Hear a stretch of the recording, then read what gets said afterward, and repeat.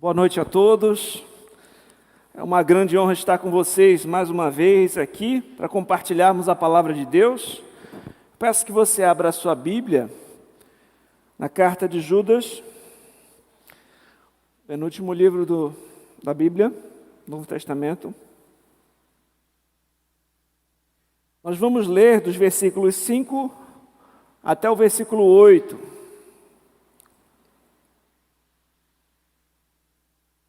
Os irmãos encontraram? Quero, pois, lembrar-vos, embora já estejais cientes de tudo, uma vez por todas, que o Senhor, tendo libertado um povo, tirando-o da terra do Egito, destruiu, pois, os que não creram.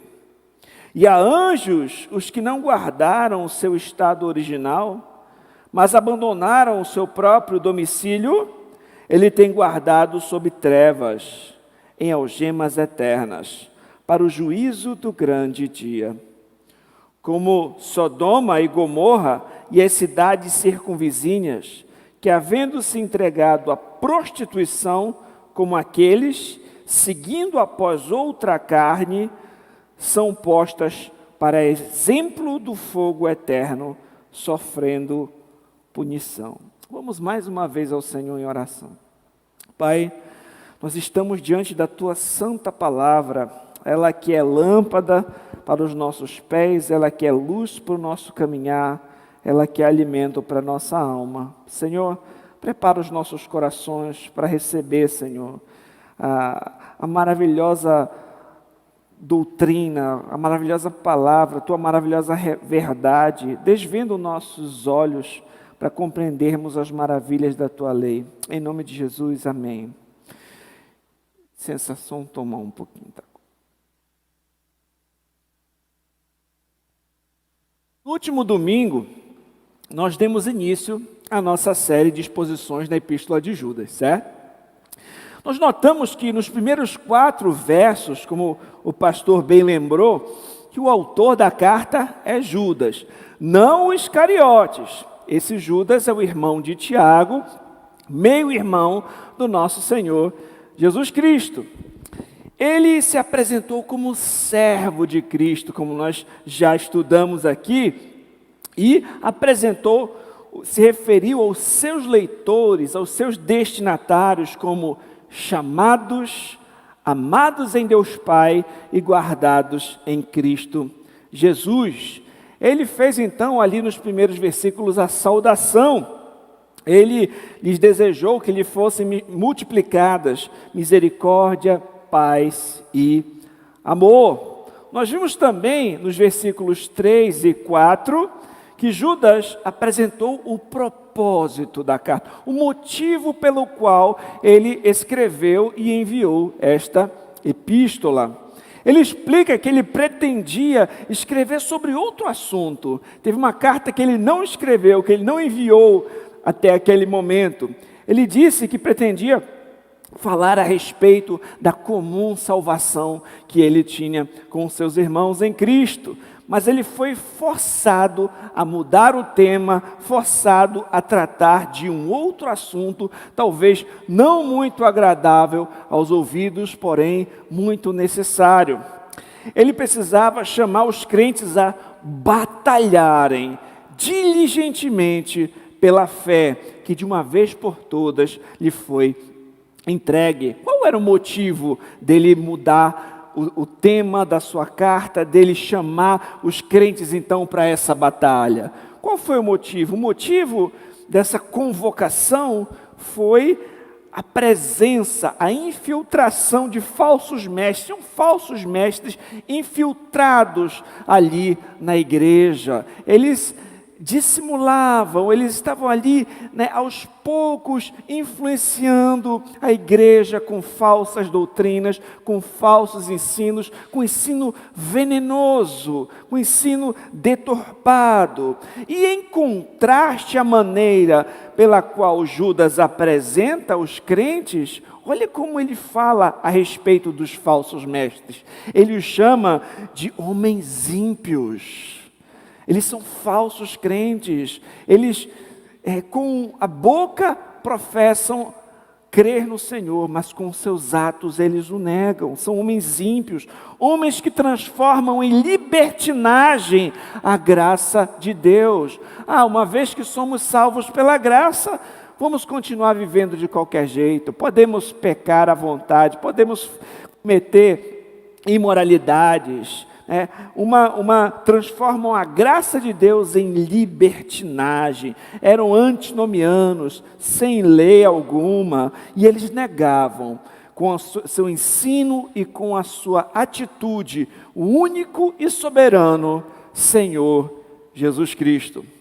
Então, nós vimos também que a apostasia e a condenação desses falsos mestres infiltrados já havia sido pronunciada há muito tempo. Além disso, meus irmãos, nós refletimos aqui no último sábado que essa exortação que Judas faz, chamando a igreja a batalhar diligentemente pela fé nos seus dias, também continua sendo muito pertinente a nós nos dias de hoje. Essa exortação é muito atual, é muito necessária para mim e para vocês.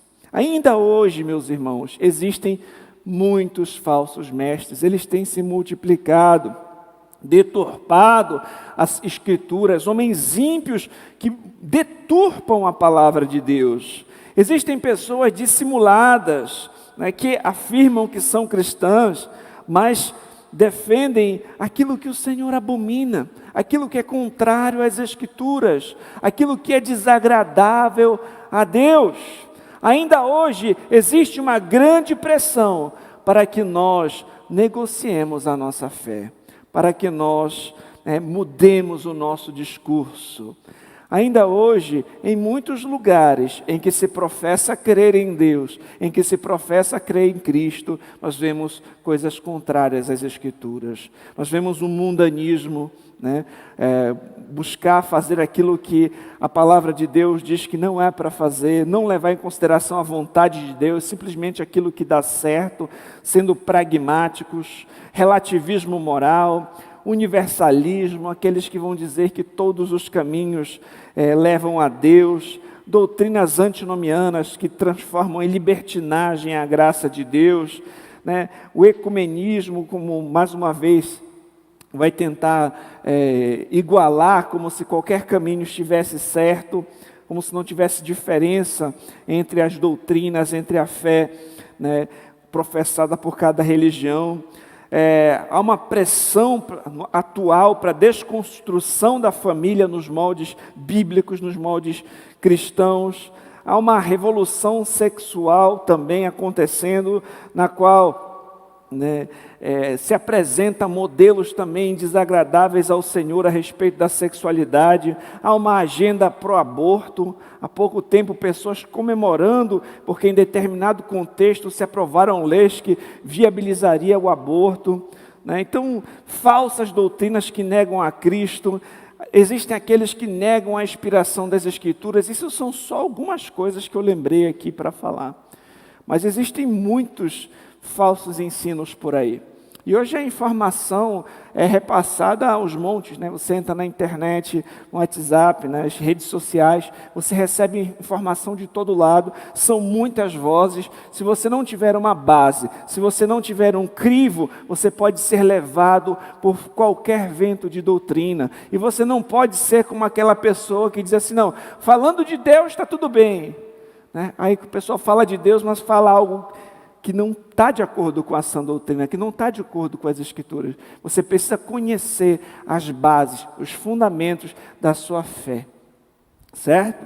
Então, nós precisamos hoje ainda diligentemente estarmos firmados na verdade e batalhar pela fé. E no texto que nós vamos trabalhar hoje, Judas apresenta 3 exemplos da história antiga, daqueles que abusaram de privilégios concedidos por Deus e receberam, no final, a condenação do Senhor. São 3 exemplos ali de juízo, 3 exemplos de condenação, 3 exemplos de rebelião, para mostrar que assim como no passado Deus condenou esse tipo de atitude, no passado Deus já lidou com aqueles que se rebelaram contra Ele de forma firme, esse mesmo Deus que lidou, por exemplo, com os israelitas incrédulos,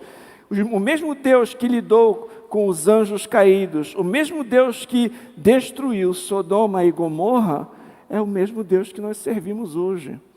Nós precisamos conhecer os diversos atributos de Deus. Assim como o Senhor é amoroso, o Senhor é misericordioso, o Senhor também é santo.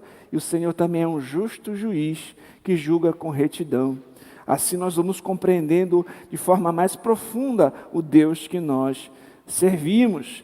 E essa advertência que Judas vai dar, trazendo de novo esses exemplos, deveria fazê-los tomar cuidado para não seguir o rumo desses falsos mestres, não seguir os seus ensinos, não imitar a sua conduta.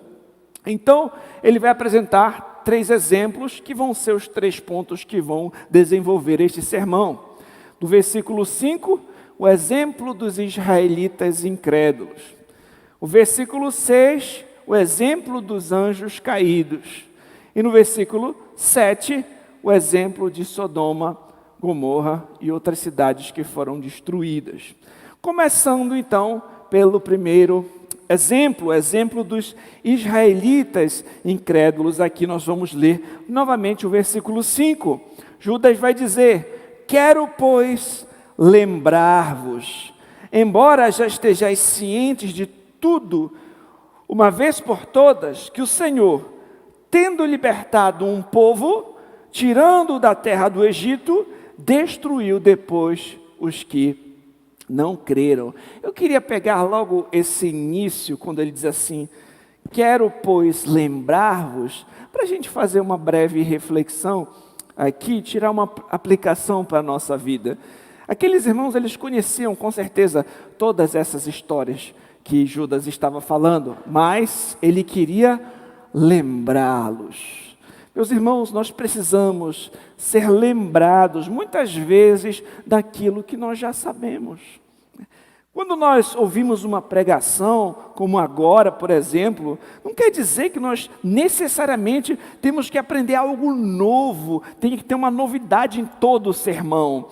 Pode ser que você precise ser lembrado daquilo que você já sabe, recordar coisas importantes que talvez podem ter sido esquecidas ou que nós mesmos temos negligenciado.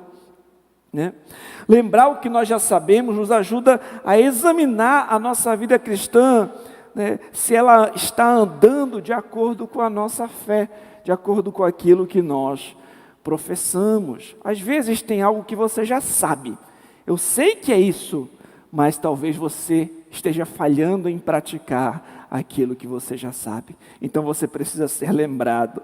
Talvez tenham verdades que você conhece, mas elas não estão mais ardendo no seu coração. Talvez você saiba que aquilo ali é verdade, mas talvez seja algo que está meio que esquecido na sua vida. Aí você ouve uma pregação, o seu coração é aquecido, você se lembra daquelas verdades e você passa então a observá-las.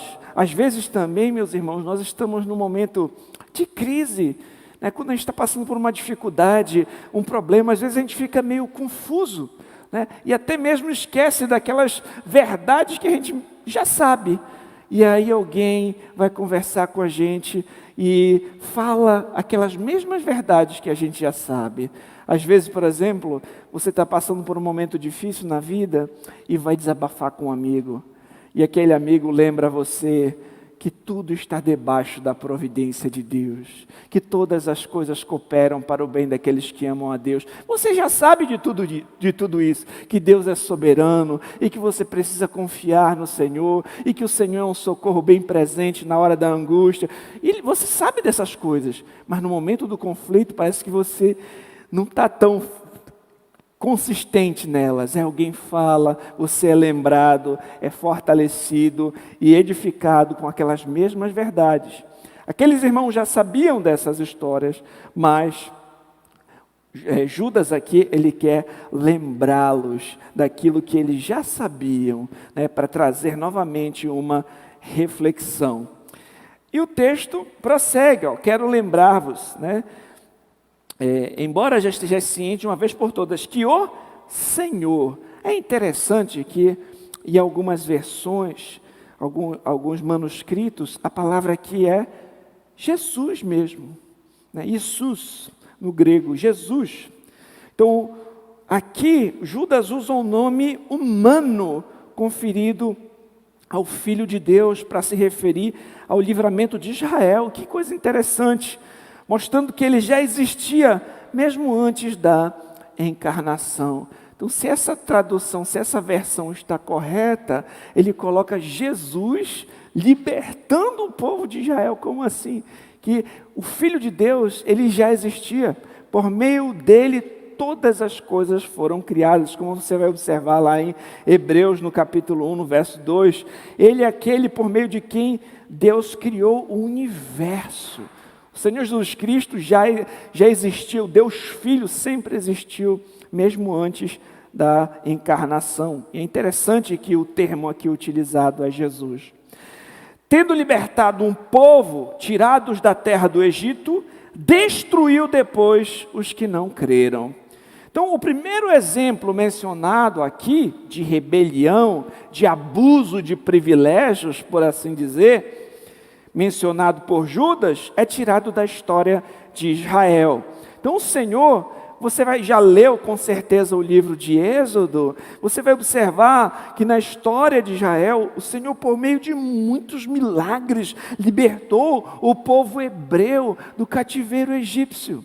Você lembra das 10 pragas? Você lembra o Senhor abrindo o mar, guiando aquele povo em meio, depois fechando, destruindo ali os cavaleiros de Faraó, conduzindo um povo por meio de uma coluna de nuvem de dia, uma coluna de fogo de noite. Ele envia o maná.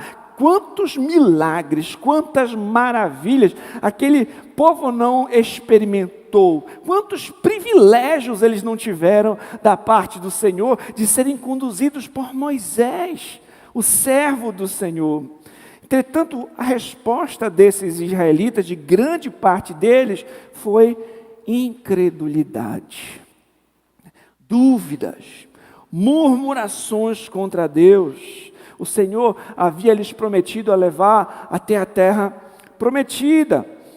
Quando os israelitas negaram entrar em Canaã, após o relato dos espias, vocês lembram da história, o Senhor os castigou por conta da sua incredulidade. E toda aquela geração morreu durante os seus anos de peregrinação no deserto. Então, muitos daqueles que observaram, tiveram um grande privilégio, né, não chegaram a concluir, por exemplo, não chegaram a entrar na terra de Canaã, na terra prometida, por conta da sua incredulidade, a despeito dos grandes privilégios que eles tiveram.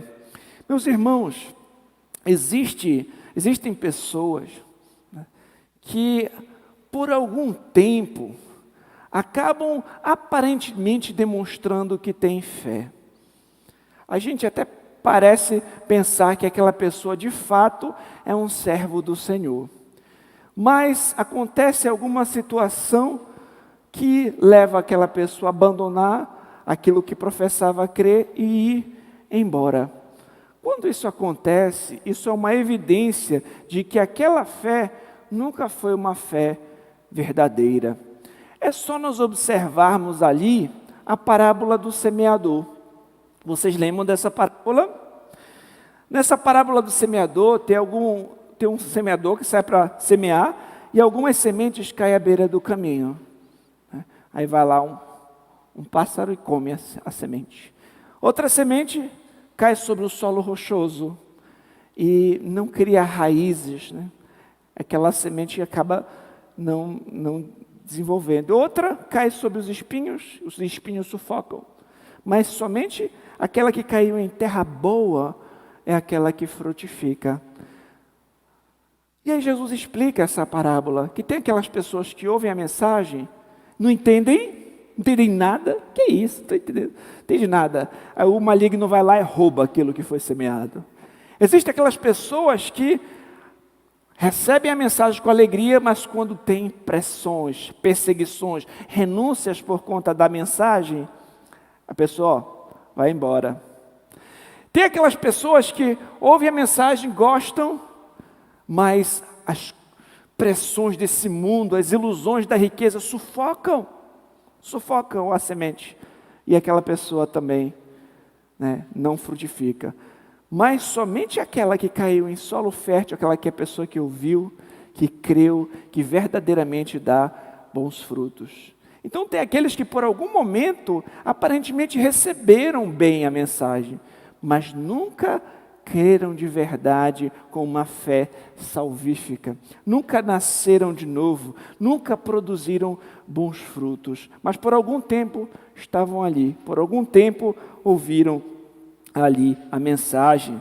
Então essas pessoas que por algum tempo, né, afirmaram que creram, que mudaram, quem sabe, alguns hábitos, que conheceram algum nível ali a verdade, e depois apostataram, depois abandonaram a fé, na realidade elas não possuíam a fé verdadeira, elas nunca nasceram de novo. É aquilo que em 1 João 2,19, João vai dizer: eles saíram do nosso meio, entretanto não eram dos nossos. Um exemplo disso, uma pessoa bíblica que pode exemplificar isso, o outro Judas.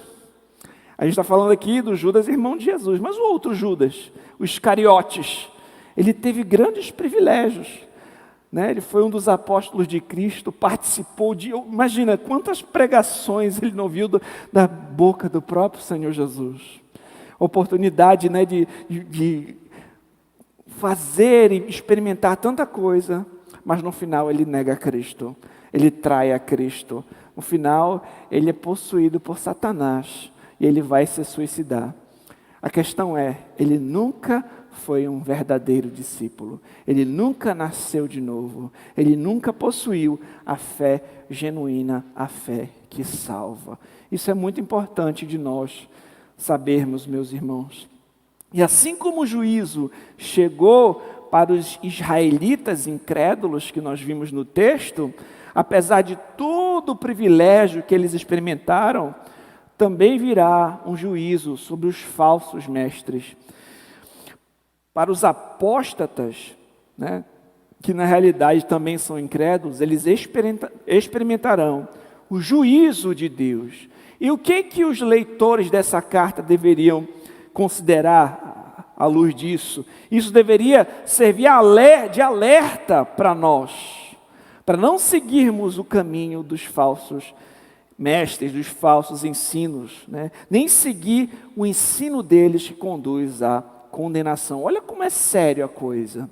Olha como é sério. Há uma comparação aqui. Assim como aqueles que tiveram privilégios foram condenados, caíram sob o juízo de Deus, tome cuidado. Mesmo que aquele que diga que é pastor, que é apóstolo, que é profeta, etc., e fica ensinando falsas doutrinas, ele vai se ver com Deus também. Cuidado para você não seguir pelo caminho dele. É mais ou menos isso que está acontecendo aqui. Então, ele vai para o segundo exemplo. O exemplo dos anjos caídos. O mesmo Senhor que condenou a incredulidade dos judeus no deserto, também condenou os anjos caídos. E é o mesmo Deus que nós servimos hoje. Não mudou. Deus é imutável. É o mesmo Deus. E o texto diz: E a anjos, os que não guardaram seu estado original, mas abandonaram o seu próprio domicílio, ele o tem guardado sobre trevas eternas para o juízo do grande dia. Meus irmãos, aqui ele apresenta o segundo exemplo de rebeldia, o segundo exemplo de juízo também da parte de Deus. Na opinião de alguns estudiosos, de alguns comentaristas, os anjos em questão nesse texto aqui, que deixaram a sua posição de autoridade, eles vieram para a terra para se relacionar com mulheres. Então, essa é uma visão, não estou dizendo que eu entendo que ela seja certa, mas é uma das visões que tem a respeito desse texto. Eles dizem que ali, em Gênesis 6:2, quando vai dizer que os filhos de Deus se relacionaram com as filhas dos homens, algo assim, eles entendem que ali eram anjos mesmo que queriam se relacionar com as mulheres. Entretanto, talvez essa não seja a melhor interpretação. Eu sou inclinado a uma outra interpretação a respeito dessa passagem. Uma vez que, de acordo com Mateus 22:30, Jesus vai dizer que os anjos não casam, não se dão em casamento, e parece que também no contexto de Gênesis, uma alternativa melhor seria descrever ali o relacionamento entre a descendência de Sete com a descendência de Caim. Me parece que essa é a melhor interpretação. Então, qual é a outra alternativa possível para interpretarmos esse texto?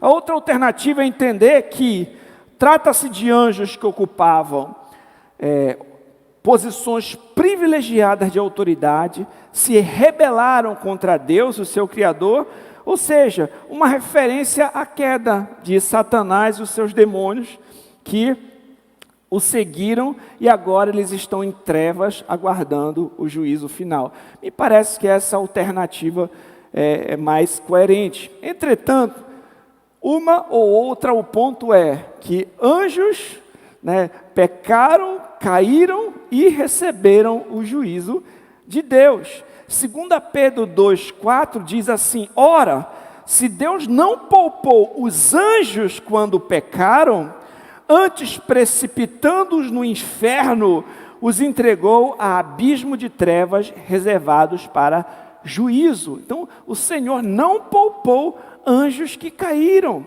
Assim como o Senhor não poupou os israelitas, ele também emitiu o seu juízo, assim os anjos também. Eles enfrentaram o juízo de Deus. Charles Haddon Spurgeon, ele coloca nos seguintes termos, prestem bastante atenção. Se o pecado poderia arrastar um anjo dos céus, ele pode muito bem arrastar um ministro do púlpito, um diácono da mesa de comunhão, um membro da igreja fora do meio de seus irmãos. É apenas a perseverança na santidade que é o símbolo da salvação eterna. Se abandonarmos o Senhor e voltarmos aos nossos antigos caminhos malignos, será a evidência de que nunca acreditamos em Cristo e que não houve uma verdadeira obra da graça em nossos corações, de Charles Spurgeon. Meus irmãos, não basta apenas você conseguir alcançar uma posição privilegiada. Eu me tornei membro, me tornei um diácono, quem sabe porventura até mesmo um pastor, mas se quem sabe um dia essa pessoa abandonar a fé, negar a Cristo, abandonar tudo aquilo que ela afirmava crer, isso é uma evidência de que essa fé nunca foi genuína, nunca foi verdadeira. Essa pessoa estava enganando talvez a si mesmo ou até mesmo até os outros. Por quê? A verdadeira marca da fé, a marca da verdadeira fé é a perseverança. Aquele que verdadeiramente crê para a salvação vai continuar crendo até o fim. Vai continuar crendo até o fim. Uma vez que o Senhor guarda os seus. Aquele que começou a boa obra há de completar, há de terminar. Há um jogo de palavras interessante nesse texto que nós lemos a respeito dessa palavra guardou. Por quê? Ele fala que os anjos não guardaram o seu estado original, mas ele fala que o Senhor os guardou sob trevas para juízo. E lá no verso 1, nós vemos que o crente genuíno está guardado em Cristo Jesus.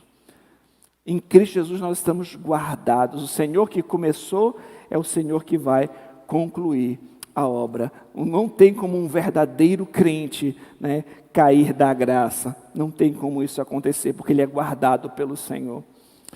Em terceiro e último lugar, nós vamos observar o exemplo dessas cidades, Sodoma, Gomorra e aquelas cidades circunvizinhas. O texto vai dizer, como Sodoma e Gomorra e as cidades circunvizinhas, que havendo se entregado à prostituição, como aqueles, seguindo após outra carne, são postas para exemplo do fogo eterno, sofrendo punição. O autor, então, agora Judas, lembra da destruição das cidades de Sodoma e Gomorra. Se você está fazendo aquela leitura bíblica anual, você já deve ter passado por ali, né? Esses tempos aí, para ler o relato do que acontece em Sodoma e Gomorra. Entre outras cidades que se entregaram ao quê?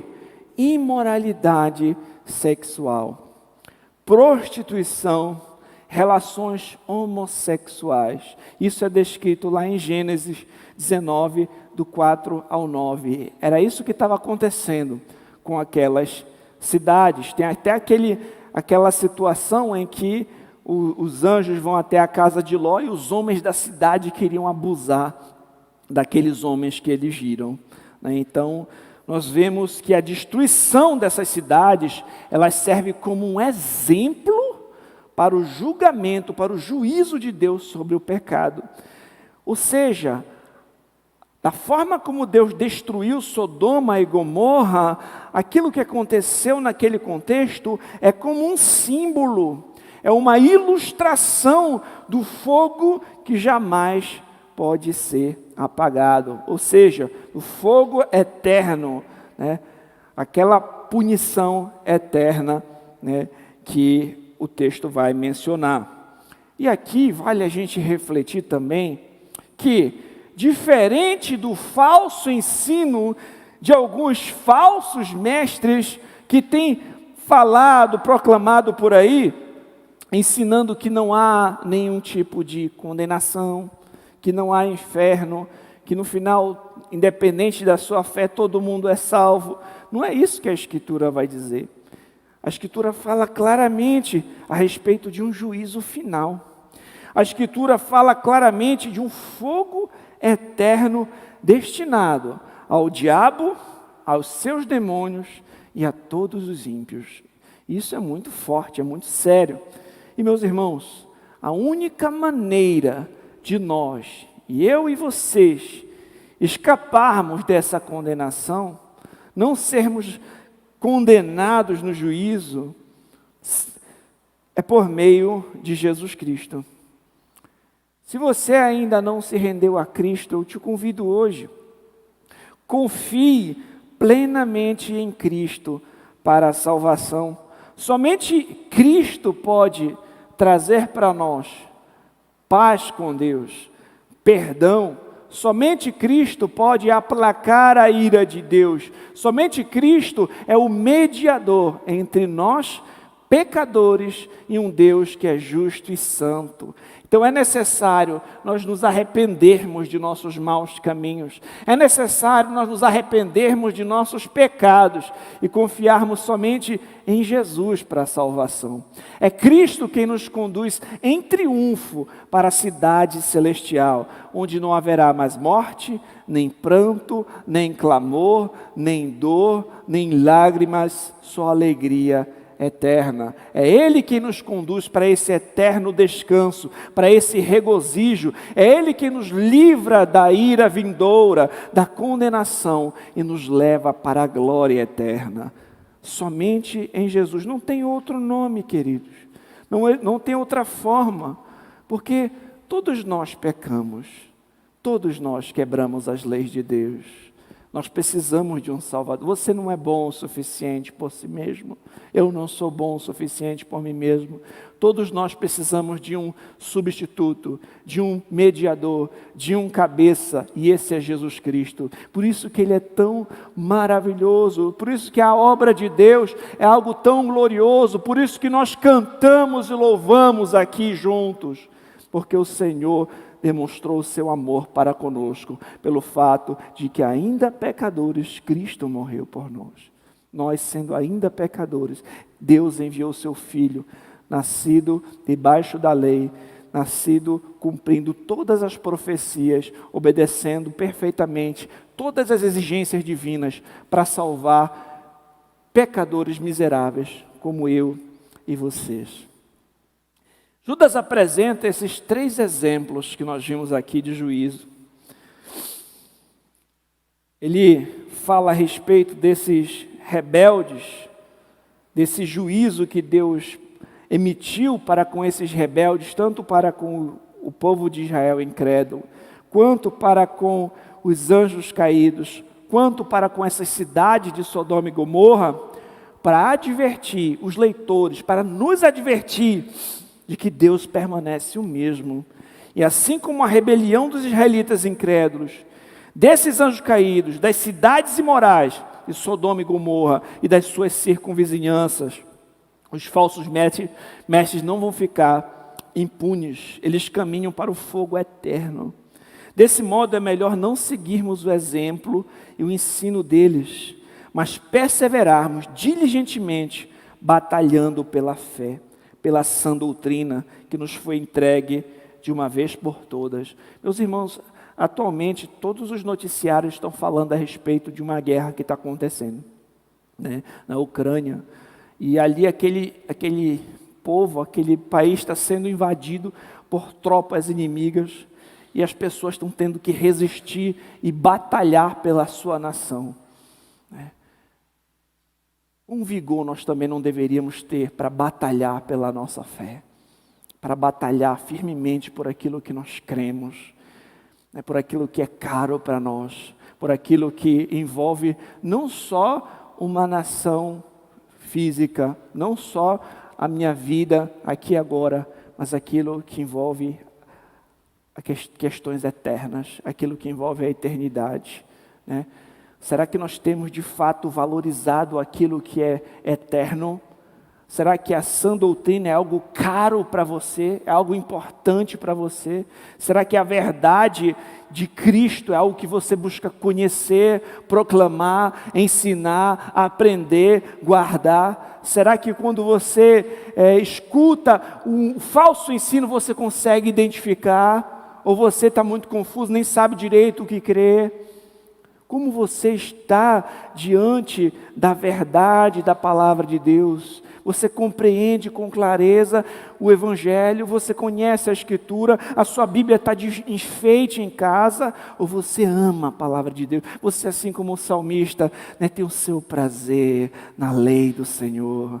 Na sua lei é que você medita dia e noite. Você quer desfrutar de comunhão com Deus. Você não quer ser levado por mentiras a respeito do Senhor. Busque se apegar na verdade. Busque conhecer cada dia mais. Converse, quem sabe, com o seu pastor. Peça boas indicações. Sabe, passe tempo meditando nas Escrituras. Ouça bons sermões. Aprenda a discernir, né, aquilo que é agradável e desagradável a Deus. Isso vai ser muito importante para você não ser levado por falsos ensinos.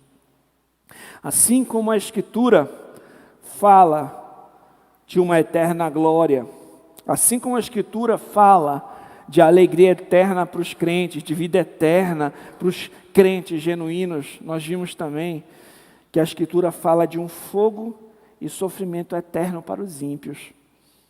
Isso é sério demais também para ser considerado.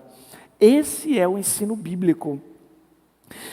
Então existem coisas que talvez sejam mais importantes do que aquilo que a gente está se importando agora, né? Pense sobre a eternidade. Pense sobre o dia em que cada um de nós estará diante de Deus. Pense sobre esse dia. O dia em que cada um de nós estará diante do Senhor. Como nós nos apresentaremos ao Senhor?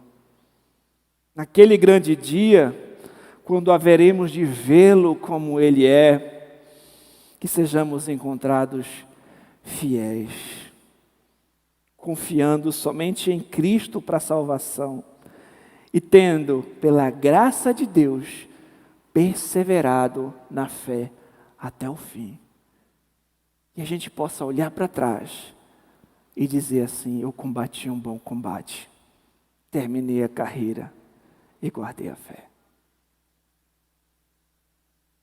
Louvado seja o Deus que Judas mencionou no verso 24 e 25. Eu finalizo essa pregação lendo esses dois versos. Abra comigo, Judas, verso 24 e 25. Ora, aquele que é poderoso para vos guardar de tropeços e para vos apresentar com exultação, imaculados diante da sua glória, ao único Deus, nosso Salvador, mediante Jesus Cristo, Senhor nosso, glória, majestade, império, soberania, antes de todas as eras e agora e por todos os séculos. Amém. Vamos ao Senhor em oração. Oh Pai, te agradecemos, Senhor, pela Tua palavra. Ela é pura, ela é santa, ela é maravilhosa, ela tanto nos admoesta, como ela nos cura, ela nos mostra o caminho de salvação, ela nos ensina os perigos que devemos tomar, nos afastar.